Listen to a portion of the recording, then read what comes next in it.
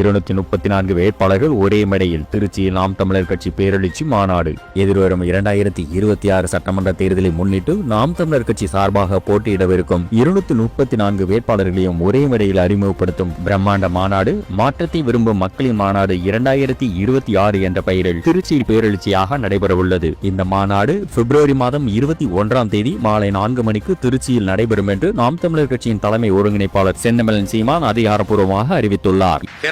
திரள்வோம் பகை மிரள திரள்வோம் தீந்தமிழ் இனத்தீரை திருச்சியில் திரள்வோம். பிப்ரவரி 21 அந்த மாநாடு என்பது மாற்றத்தை விரும்பும் மக்களின் மாநாடு. அந்த எழுச்சி உலகத் தமிழ் பேரினத்திற்கு ஒரு நம்பிக்கை உணர்ச்சி. எனவே அறிவு சமூகமே அணிதிரள்வீர் திருச்சியை நோக்கி. பிப்ரவரி 21 மாநாடு 234 வேட்பாளரையும் அறிவிக்கிறோம்.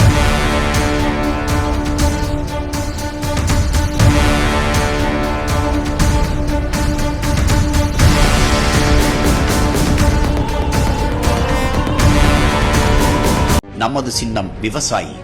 போட்டு பாருங்க ஓட்ட, அப்புறம் பாருங்க நாட்டு.